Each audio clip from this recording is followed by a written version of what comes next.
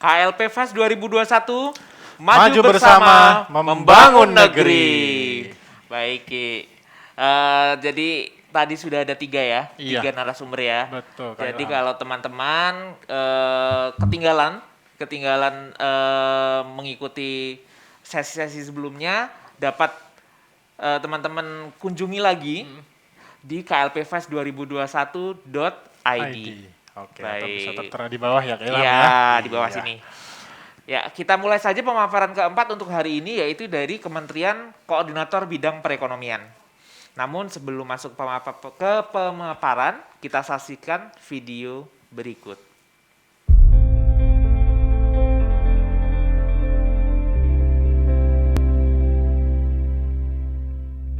Perekonomian Indonesia membutuhkan akselerasi segera. Karena itulah diperlukan kementerian yang menjalankan fungsi koordinasi dan sinkronisasi agar ekonomi tanah air kian terjaga. Kementerian Koordinator Bidang Perekonomian hadir untuk ekonomi Indonesia dengan membawahi 7 bidang koordinasi antara lain ekonomi makro dan keuangan, pangan dan agribisnis, pengembangan usaha BUMN, riset dan inovasi, ekonomi digital, ketenagakerjaan dan UMKM, perniagaan dan industri, pengembangan wilayah dan tata ruang, serta kerjasama ekonomi internasional. Di dalam merumuskan kebijakan di bidang ekonomi, Kemenko Perekonomian mengoordinasikan 9 kementerian dan lembaga terkait lainnya.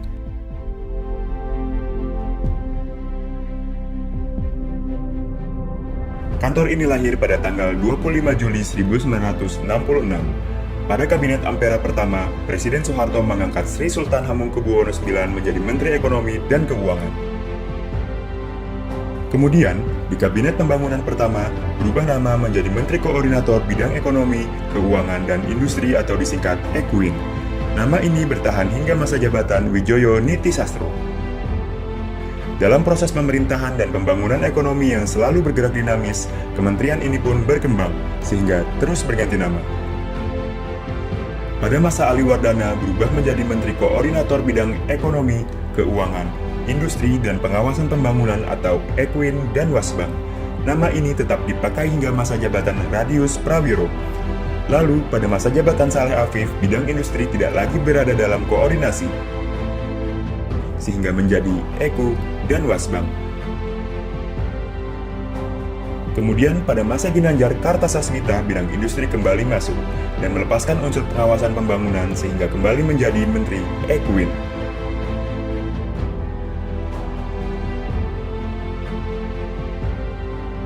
Pada tahun 2000, nama baru ditetapkan menjadi Menteri Koordinator Bidang Perekonomian hingga saat ini. Kemajuan ekonomi Indonesia tidak lepas dari sosok Menteri Koordinator Bidang Perekonomian. Seorang Menko Perekonomian ibarat dirijen yang memimpin kinerja para Menteri Ekonomi menjadi suatu harmoni. Posisi Menteri Koordinator Bidang Perekonomian saat ini diemban oleh Bapak Erlangga Hartarto.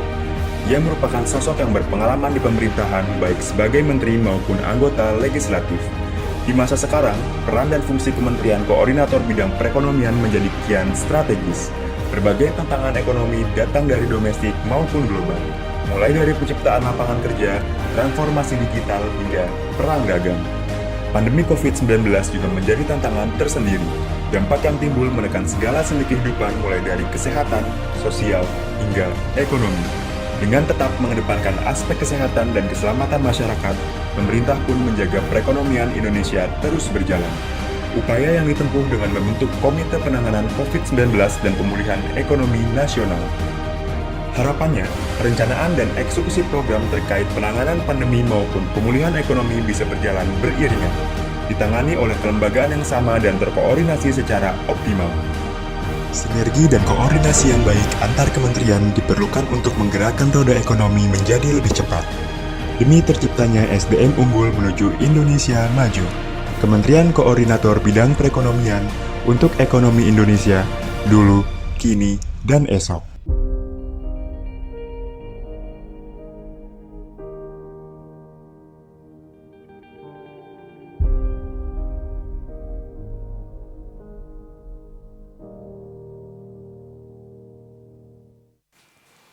Baik, sudah kita saksikan bersama Kak Ilham ya. Betul. Ini kayaknya gedungnya nggak asing Kak Ilham ya? Iya. Iya, karena ada di seberang. Seberang.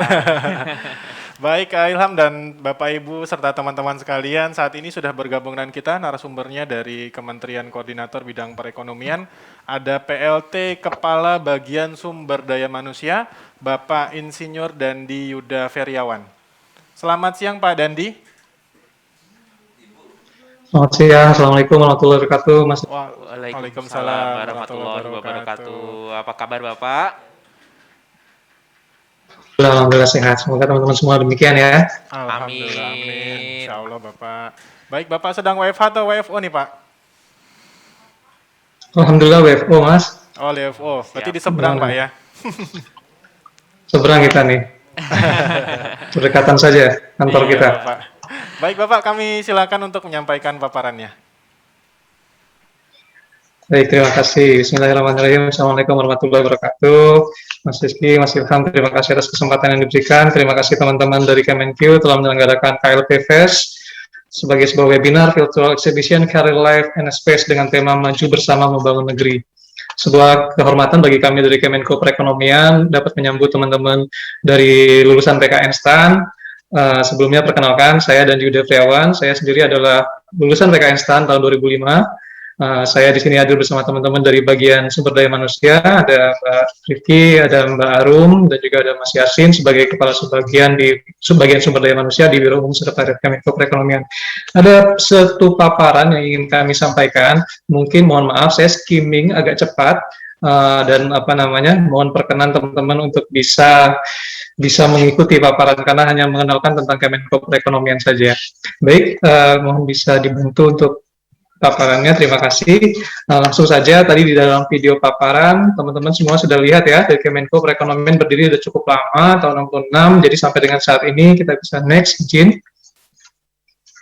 Sudah 56 tahun ya kita berdiri, berganti menteri, dan kalau kita bisa lihat siapa pimpinan-pimpinan di masa lalu di Kemenko Perekonomian, kita bisa lihat orang-orang besar yang membangun bangsa ini bersama-sama sampai dengan di tahun lalu, di tahun 2019 menunjukkan Pak Erlangga Hartarto sebagai Menko Perekonomian sampai dengan saat ini, berarti Menko Perekonomian sudah berkiprah dalam membangun perekonomian kita di Indonesia selama 56 tahun. Nah, tentu saja dalam perjalanan ini, next, Bapak Menko Perekonomian tadi disampaikan dalam video profil ya, beliau adalah seorang seorang praktisi ekonomi, juga seorang pimpinan partai, juga anggota DPR dengan pengalaman yang sangat mumpuni sebagai Menko Perekonomian dengan tugas yang sangat strategis sebagaimana disampaikan tadi. Maka mudah-mudahan insya Allah ekonomi kita dapat bisa pulih dari COVID dan kita bersama-sama membangun ekonomi kita ke hal yang lebih baik di masa mendatang.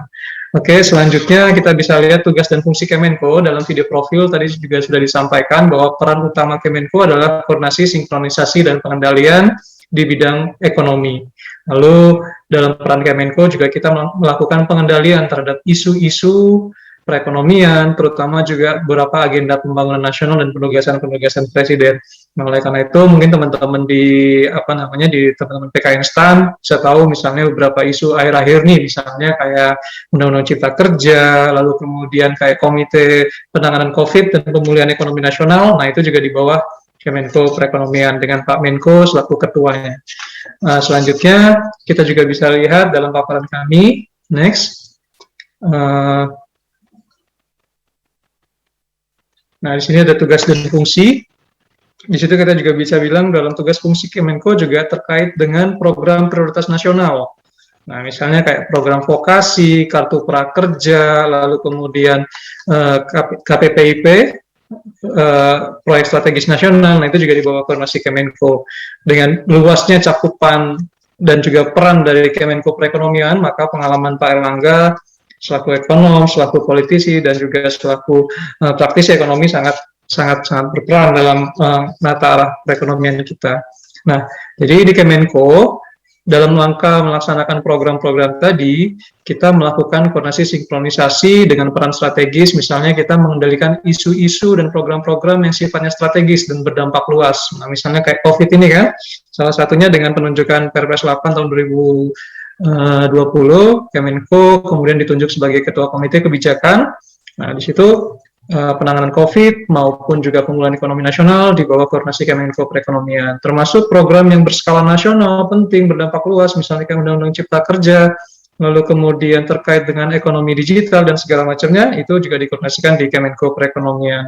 Nah, sebagai sebuah kementerian koordinator yang dilakukan di Kemenko adalah kita lakukan pertimbangan-pertimbangan, kita berikan pertimbangan-pertimbangan kebijakan sebelum kebijakan itu diterapkan.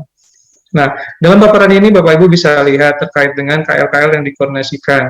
Di Perpres 37 dalam video tadi juga sudah disampaikan, ada 9 kementerian yang dikoordinasikan oleh Kemenko Perekonomian. Memang salah satunya itu Badan Riset dan Inovasi Nasional saat ini memang sudah dihapus, lalu dilebur dengan Kemendikbudristek ya, Stekdikti dan apa namanya. Namun demikian dalam Perpres 37 memang tetap disebut Badan Riset dan Inovasi Nasional. Oleh karena itu, luasnya skop dari bidang koordinasi Kemenko Perekonomian dapat kita lihat dari banyaknya jumlah KL yang kita koordinasikan dan banyaknya isu-isu di bidang perekonomian, bahkan sampai dengan isu penanganan COVID juga masih dalam lingkup koordinasi di Kemenko Perekonomian. Nah, selanjutnya, dalam pelaksanaan koordinasi yang dilakukan di Kemenko seperti apa? Nah, itu kita lakukan rapat-rapat koordinasi, lalu kemudian kita bentuk forum-forum koordinasi maupun juga dalam konsultasi langsung, biasanya dalam bentuk audiensi kepada Pak Menko, misalnya masyarakat, misalnya kelompok nelayan datang ke Kemenko, melakukan audiensi dengan Pak Menko, menyampaikan permasalahannya, lalu kemudian Pak Menko memberikan solusi atau jalan keluar atas permasalahan yang dihadapi oleh masyarakat tadi. Nah, seperti itulah peran-peran koordinasi yang dilakukan oleh Kemenko dan secara berkala kita melaporkan ke Bapak Presiden. Nah, selanjutnya ini kalau dari segi organisasi, Menko punya 8 eselon 1 dari mulai sekretariat dan ada 7 deputi yang dibantu oleh para eselon 2 dan juga tentu oleh staf ahli Menko yang jumlahnya ada 5. Tentu dalam pengawasan kita juga dibantu oleh teman-teman dari inspektorat. Nah, sekilas kita akan brief lagi terkait dengan unit-unit kerja. Next, kita akan mulai dari deputi 1 kita sebutnya. Deputi Bidang Koordinasi Ekonomi Makro dan Keuangan. Nah, di Deputi 1 ini, kebijakan yang diampu adalah terkait dengan bidang ekonomi makro dan keuangan, dari mulai fiskal, moneter, sektor eksternal, perekonomian daerah, sektor real, pasar modal dan lembaga keuangan, termasuk juga keuangan inklusif dan keuangan syariah. Nah, jadi kalau teman-teman tahu kebijakan KUR, yang mana sudah sangat lama sekali, sejak 2009 kalau nggak salah. Nah, di situ ada di bawah ampuan dari Deputi 1. Selanjutnya kita akan lihat Deputi 2, yaitu bidang pangan dan agribisnis. Nah, Deputi 2 ini berkaitan dengan isu di pangan dan agribisnis, dari mulai stok pangan, stok beras, kuota daging, dan segala macam, termasuk juga agribisnis, hortikultura, perkebunan, peternakan, perikanan, termasuk juga sarana dan prasarana pangan. Nah, beberapa kegiatan di sini misalnya tadi ada gelar buah Nusantara, lalu ada kayak eksebisi terkait jamu dan segala macam, itu di bawah koordinasi Deputi 2. Selanjutnya kita akan lihat Deputi 3. Deputi 3 terkait dengan BUMN, riset, dan inovasi. Nah, di Deputi 3 ini koordinasi terkait dengan BUMN ada di Kemenko Perekonomian. Termasuk juga untuk riset dan inovasi yang tadinya ada BRIN, nah itu juga di bawah Deputi 3. Ya, termasuk dari segi minyak, gas, pertambangan, petrokimia, BUMN-BUMN di dalam sektor tersebut, lalu kemudian BUMN sektor agro, farmasi, pariwisata, termasuk juga jasa keuangan, industri farmasi, utilitas, industri manufaktur, dan terakhir terkait bidang niaga dan transportasi. Nah, itu di bawah Deputi 3 kita sebutnya, yaitu Deputi Bidang BUMN, Riset, dan Inovasi. Selanjutnya Deputi 4, kita akan masuk ke dalam bidang ketenagakerjaan, ekonomi digital, usaha mikro, kecil, dan menengah. Nah, di Deputi ini kalau teman-teman bisa mengikuti terkait kartu prakerja, nah itu koordinasinya dilakukan oleh Deputi 3. Di situ ada bidang ekonomi digital, ada bidang pemberdayaan ekonomi masyarakat dan kewirausahaan, ada bidang koperasi, usaha mikro, kecil, dan menengah, ada bidang produktivitas tenaga kerja, dan harmonisasi ekosistem ketenagakerjaan. Nah, kalau bisa saya sampaikan, terkait dengan Undang-Undang Cipta Kerja juga dibantu oleh teman-teman Deputi 4 ini untuk koordinasi dalam rangka penyusunan Undang-Undang Cipta Kerja dan aturan-aturan turunannya. Oke, selanjutnya kita akan lihat lagi ke Deputi 5, yaitu Deputi Perniagaan dan Industri. Nah, di Deputi 5 ini, isu-isu yang ditangani terkait dengan daya saing, termasuk dari segi industri, logistik, perdagangan, termasuk juga pasar dalam negeri. Nah, di Deputi 5 ini, kalau teman-teman isu-isu terkait dengan National Single Window, terkait dengan logistik nasional, National Logistik Ecosystem, nah itu ditangani di bawah Deputi 5. Selanjutnya kita akan Deputi 6, kita lihat Deputi 6 terkait dengan pengembangan wilayah dan tata ruang.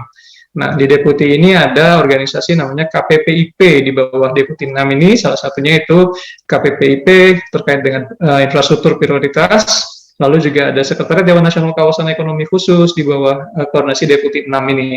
Nah, di Deputi 6, koordinasi lingkup koordinasinya tadi misalnya termasuk pengembangan wilayah, kebencanaan, dan segala macamnya. Selanjutnya kita akan lihat ke Deputi 7. Nah, Deputi 7 ini skopnya lebih luas lagi, yaitu terkait dengan kerjasama ekonomi internasional. Nah, di dalam Deputi 7, pembagian bidang tugasnya berdasarkan wilayah, yaitu ada kerjasama ekonomi Asia, Eropa, Afrika, Timur Tengah, Amerika Pasifik, termasuk regional, subregional, dan multilateral. Nah, jadi kebijakan-kebijakan ekonomi terkait dengan hubungan internasional, terkait dengan trade agreement, terkait dengan diplomasi ekonomi, nah ini di bawah koordinasi teman-teman dari Deputi 7. Nah, jadi teman-teman, 7 deputi ini adalah deputi-deputi di bidang teknis, di bidang koordinasi ekonomi di Kemenko Perekonomian. Nah, dalam pelaksanaannya, ini akan dibantu oleh sekretariat sebagai dukungan manajemen, pelaksanaan tugas dan pembinaan dukungan administrasi kepada seluruh unsur tadi. Nah, sekretariat terdiri atas Biro Perencanaan, Biro Hukum Organisasi, Biro Komunikasi, Layanan Informasi dan Persidangan, dan juga ada Biro Umum. Nah, kebetulan bagian SDM di bawah Biro Umum nih. Nah, saat ini Sekretaris Kementerian adalah Bapak Susiwiono. Beliau juga sebelumnya adalah staf ahli di bidang teknologi informasi dan reformasi birokrasi di Kementerian Keuangan. Sekarang beliau menjabat sebagai Sekretaris di Kemenko Perekonomian. Selanjutnya dalam pengawasan, Inspektorat berperan untuk melakukan penyelenggaraan pengawasan intern dengan Kemenko. Nah, di dalam Inspektorat ini ada terbagi langsung ke dalam satu tingkat, yaitu eselon 4, subbagian tata usaha, lalu kemudian ada satu kelompok jabatan fungsional auditor yang berisi anak-anak muda semua ini, teman-teman dari Inspektorat ini. Ya, di situ adalah menyelenggarakan peran pengawasan. Next, selanjutnya kita akan lihat juga terkait dengan beberapa sekilas kegiatan. Nah, yang tadi disebutkan juga ya, ada rapat koordinasi, ada beberapa kegiatan terkait deputi-deputi, kerjasama internasional, deputi 2 Pekan Sagu, lalu kemudian ada beberapa kegiatan terkait dengan sosialisasi yang diselenggarakan di Kemenko Perekonomian seperti ini. Bapak Ibu, teman-teman semua bisa lihat dalam foto-foto atau galeri berikut. Selanjutnya mungkin terkait dengan profil. Nah, di sini kami ingin sampaikan terkait dengan profil. Komposisi pegawai di Kemenko ini agak sedikit cukup menggembirakan, di mana didominasi oleh generasi muda, generasi Y dan juga generasi Z, di mana generasi Y atau milenial kita bisa bilang demikian ya, jumlahnya itu lebih dari separuh dari pegawai Kemenko Perekonomian, yaitu jumlah pegawai bahkan yang dalam usia 20 sampai 30 tahun itu jumlahnya 246 orang. Ini sebuah environment lingkungan kerja yang sangat baik, di mana kita didukung oleh anak-anak muda yang bisa untuk berinovasi dan segala macamnya. Oke, selanjutnya mungkin kita akan lihat terkait dengan program pengembangan SDM. Nah, karena kita tadi banyak anak muda, maka tadi kita akan banyak fokus terhadap pengembangan SDM-nya, di mana nanti kita akan lihat di Kemenko kami akan memberikan kesempatan yang sangat cukup terbuka terkait dengan pengembangan SDM, baik di pendidikan maupun dari segi pengembangan. Dalam pengembangan SDM, kami juga mempunyai sistem manajemen talenta, di mana nanti teman-teman semuanya yang bergabung ke Kemenko Perekonomian nanti akan di-assessment, lalu kemudian dipetakan kompetensinya di grade mana, di box mana, lalu kemudian berdasarkan hasil assessment nanti insya Allah kita akan lakukan pengembangan sesuai dengan minat dan juga kebutuhan dari organisasi. Selanjutnya kita akan lihat terkait dengan mapping pendidikan. Nah, ini yang ingin saya tunjukkan bahwa dari sekitar 600-an pegawai Kemenko, saat ini posisinya adalah 113 pegawai itu dalam pelaksanaan tugas belajar atau dalam pelaksanaan izin belajar. Nah, artinya apa? Lebih dari seperenamnya itu sedang dalam pengembangan, khususnya pengembangan dari bidang akademisi. Jadi teman-teman insya Allah nanti bisa yakinkan bahwa nanti dalam hal telah memenuhi syarat-syarat tertentu, teman-teman nanti dapat melakukan pendidikan dengan mudah di Kemenko. Kami di bagian SDM dan Biro Umum insya Allah komitmen untuk mendukung pengembangan pendidikan dari teman-teman, baik dari segi beasiswa maupun dari segi pemberian izin belajarnya. Selanjutnya kita akan lihat juga terkait dengan penerimaan lulusan PKN STAN dari tahun 2016 sampai dengan 2020. Nah, dalam 5 tahun terakhir, jumlah penerimaan alokasi lulusan PKN STAN di Kemenko memang fluktuatif. Paling besar kita terima di tahun 2017 sebanyak 44. Nah, di tahun lalu kita sempat terima yaitu 13 teman-teman dari PKN STAN yang saat ini sudah dialokasikan di berbagai unit kerja, dan total sampai dengan saat ini ada 130 teman-teman dari PKN STAN sejak 2016 ya. Dan untuk 2021 kemarin kita sudah mengusulkan sebanyak 56. Tapi nanti kita akan bahas lagi dengan teman-teman STAN, dapat alokasinya berapa, nanti kita akan lihat. Selanjutnya mungkin kita bisa lihat lagi terkait dengan rencana pengembangan kompetensi. Nah, jadi pada saat teman-teman STAN bergabung ke Kemenko Perekonomian, nanti kita akan tempatkan teman-teman terkait dengan tugas-tugas diantaranya pengelola keuangan, administrasi, lalu kemudian kita akan juga melakukan asesmen, lalu kemudian kita akan memberikan pelatihan-pelatihan diklat prajabatan, lalu kemudian diklat wajib yang kita harapkan bisa dimiliki kemampuan teman-teman, misalnya sertifikasi barang jasa, melakukan pelatihan-pelatihan terkait dengan keuangan, terkait dengan perbendaharaan dan lain-lain, termasuk pengolahan data. Nah, selain itu, nanti pada saat teman-teman sudah mencapai syarat masa kerja tertentu, teman-teman juga akan diberikan kesempatan untuk melaksanakan tugas atau izin belajar atau ikut mengikuti program-program atau mendaftar beasiswa baik di S1, S2, S3, baik dari dalam maupun dari luar negeri. Nah, selain itu, teman-teman juga bebas untuk melakukan pengisian usulan di Kemenko Perekonomian.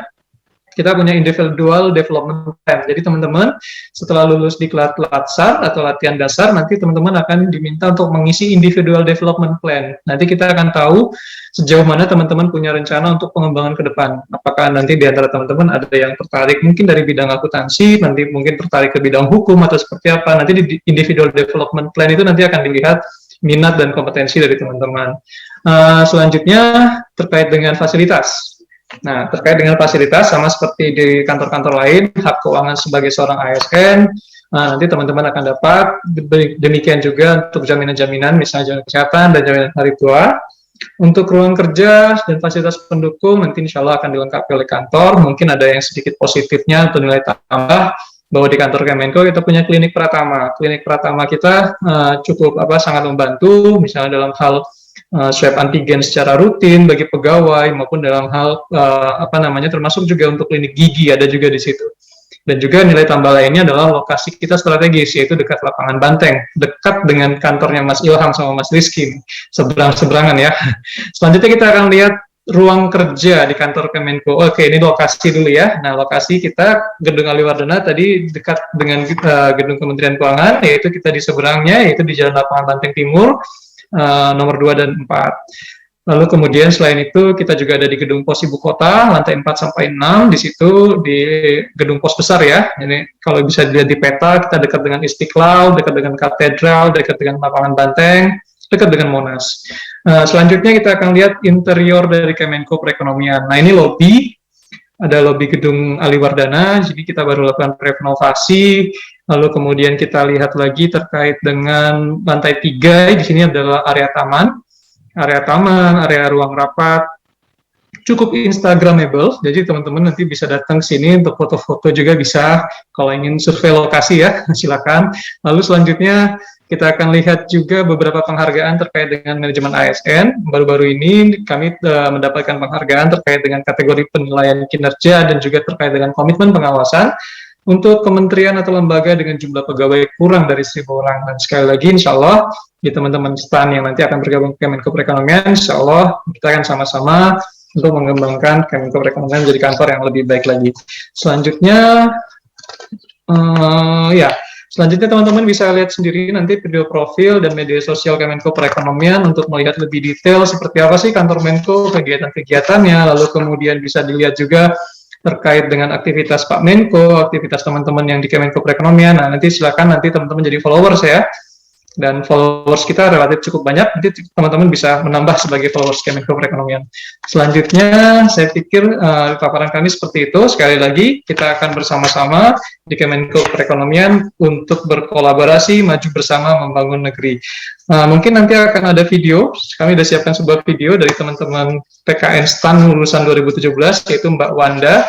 Nanti teman-teman bisa lihat testimoni dari Mbak Wanda yang ini beliau sendiri yang siapkan videonya. tidak ada arahan seperti apa videonya. Nanti kita bisa lihat bagaimana testimoni Mbak Wanda.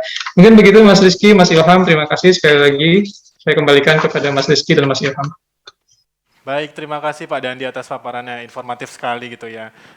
Baik Bapak Ibu dan teman-teman, seperti yang telah disampaikan Pak Dandi tadi gitu ya. Sudah ada video yang disiapkan nih terkait dengan testimoni lulusan PKN STAN yang sudah ditempatkan di Kementerian Koordinator Bidang Ekonomi. Kami silakan untuk memutar videonya dulu.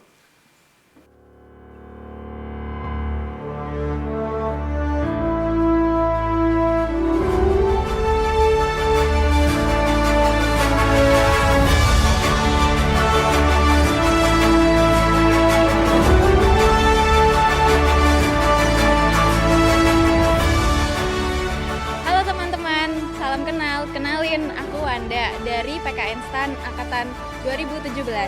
Aku penempatan di Kementerian Koordinator Bidang Perekonomian, tepatnya di Deputi 3 yang mengkoordinasikan BUMN, riset, dan inovasi.